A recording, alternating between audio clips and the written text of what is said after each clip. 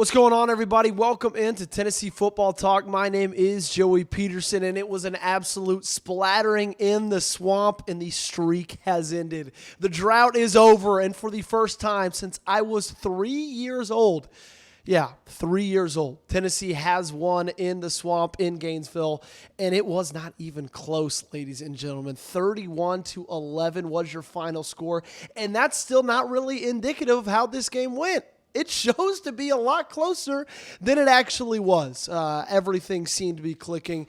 It was this team's best game defensively. It was this team's best first half offensively.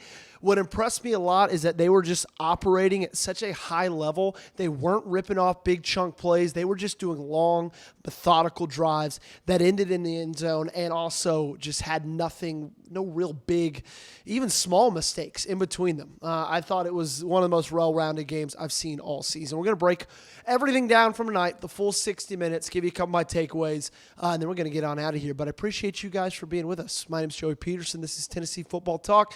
Make sure you subscribe if you have not. Daily videos, all for 100% free. So I want to start with the crowd after that Oklahoma game that told me and told a lot of people that the season was over and that there really was nothing left to play for. I want you to say that again after watching that performance tonight in the swamp. I want you to say that to that team who came out and looked like they were the most motivated that they had ever been, even though technically they had no postseason contention to be playing for tonight. It didn't matter to them, and it shouldn't matter to them. What they are there to do is operate at a high level, win football games, and beat good SEC opponents. Now, whether you believe Florida is a good SEC opponent or not, it frankly doesn't matter because you went on the road and you did something you hadn't done in 22 years, and you did it with, quote, nothing left to play for, right? Because that's all I kept hearing. Nothing left that really matters in this season because you can't make it to the playoffs. Guys, that game mattered, and you could tell by the attitude they came out and they played with. And I mentioned it a little bit, but I think the thing I'm most proud of is just the lack of massive mistakes. It seems that this year, even in the wins, right? Like the close win against Mississippi State, even in the big win against Kentucky on the road, there were a lot of things you came out of that game and you said, you won the ball game, but you made a lot of really big mistakes. And I just don't feel like that was there tonight. A couple of penalties late, a couple unsportsmanlikes, but honestly, I'm okay with that any day of the week, especially against a team like Florida. Finish the play. If they're going to scrap, you scrap with them. Don't be soft or anything like that. But it just felt like it was such a complete game on both sides of the ball. The defense made big stops. I felt like, they had great gap control, and they were sound in all their assignments. Obviously, there was a couple busts here and there, but they made tackles when they were in front of them. They kept DJ Lagway in the pocket. There just really wasn't much to complain about from tonight. I think the only thing is the Max Gilbert missed field goal, but I feel like at this point, it's mid-November, we're all kind of used to that by now, right? And so I don't think that really made anybody's night much worse at all. And I think we all came into this game, and we all had the fear of Gainesville in us. And I think we all were like, you know what's going to happen tonight? DJ Lagway's just going to go out there and he's going to look finally like the 5-star he was always supposed to look like. He's going to have a Heisman game, a Heisman moment, right? This is what's going to set, a new path forward for DJ Lagway, whether that's at Florida next year or whether he transfers. This is going to be his coming out party for the 2025 season. And it just didn't happen. 11 for 17, 116 yards and a touchdown. And it feels like even in the wins, every single team you've played had their best offensive game that night. I cannot tell you how many games throughout the entirety of this season I saw a graphic that said this team hasn't done that offensively since then. Think about it. In the Kentucky game, I believe that was Kentucky's first time to score 3 touchdowns in the first half of a game in the last 4 years or something like that, or last 15 SEC games, something ridiculous. And it seemed like you were setting those new records for every single team you played, and that just wasn't the case tonight. You held Florida to 11. It was a late 11 as well at that. It was just, you came out and you dominated. and you went on long sustained drives. Joey Aguilar looked phenomenal. I think that's what kind of where I want to go next. Like, for all of those saying that Joey Aguilar, that this team would be better without Joey Aguilar next season, I think you are a psychopath, okay? And I'm willing to tell you that to your face and argue with you with that every single day of the week, because the way that he operates this offense, and I get it, he's been here for this is his 11th game with the Tennessee Volunteers. You know, we can't really say, oh, he's only been here since April, because, yeah, it's a short amount of time, but still, he's in his 11th game, right? How he operates this offense, the accuracy that he throws the football with, he's precise, he's decisive. He's just a pro, man. 17 for 22, 204 yards and a touchdown. And I don't know if you saw the news that came out on Friday. He's a part of, the Diego Pavia new lawsuit that JUCO years don't count at all against eligibility. That would get him another year next season, yada, yada, yada. We're going to see if it happens. If it does, I think that would be the best thing for Tennessee. I'm not here today to get into that. We'll probably honestly talk about that a little bit later this week, maybe even tomorrow.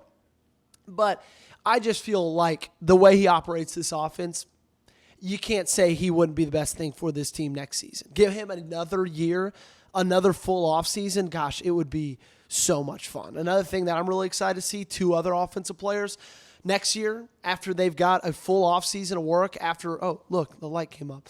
After they've all, done what they've done this season, Deshaun Bishop and Ethan Davis, man. Bishop, 24 carries, 116 yards, and 2 touchdowns. Like, he was unbelievable tonight. He was a workhorse. He's not even 100% fully healthy. And he's such a cool story because obviously he did what he did at Carnes. He was phenomenal, over 8,000 career yards on the ground, decided to go to Tennessee as a walk-on, denied a scholarship to Coastal Carolina. And he came here and he's proven how much of an asset he has been this year and will be for years going forward.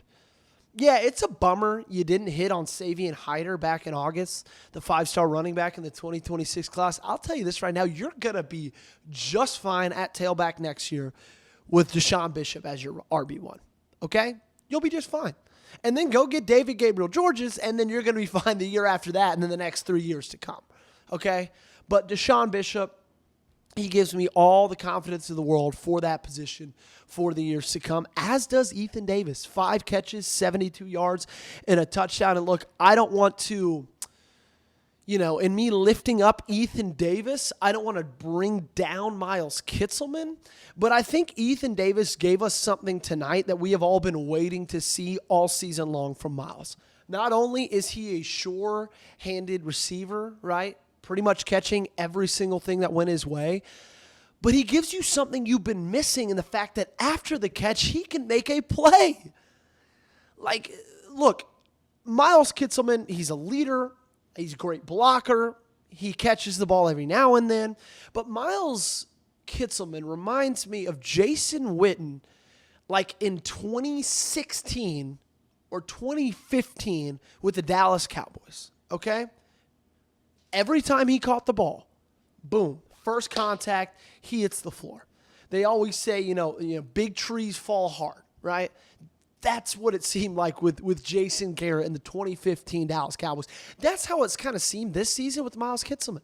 He catches the ball, sure, but first contact, he's on the ground. He's not a hard guy to get down. I get it. That's hypocritical for somebody who weighs, 185 pounds, and I couldn't tackle Miles Kitselman to save my life. I'm not saying I could, but I'm saying pretty much every other player in the SEC could, because we saw it every single Saturday. Ethan Davis catches the ball, stiff arm, then he turns the jets on and takes it to the house.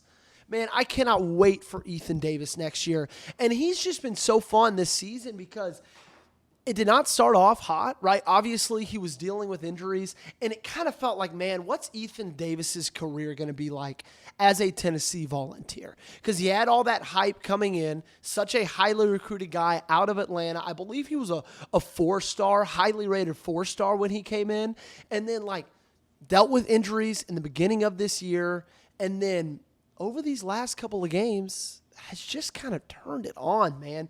You saw him get that touchdown against Kentucky. He was a big player against Oklahoma, 62 yards.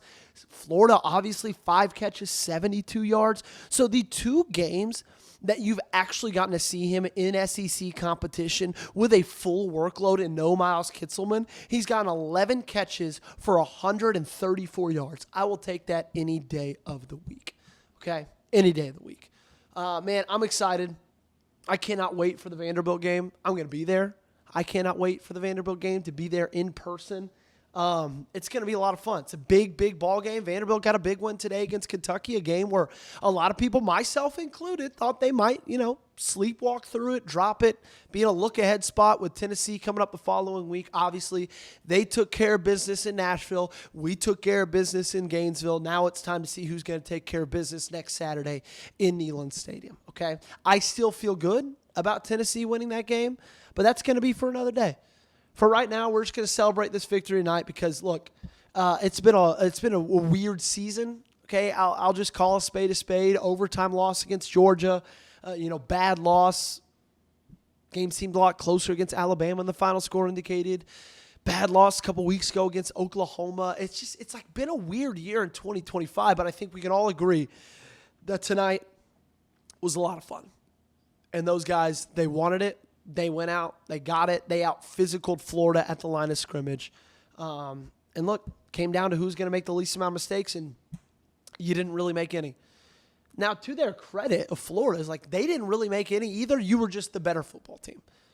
And I'll take that any day of the week. All righty, I'm going to get out of here. Appreciate you guys for being with us. If y'all have not, like the video. And if you're still watching, make sure to subscribe as well. Usually we're in studio, graphics, fully produced shows.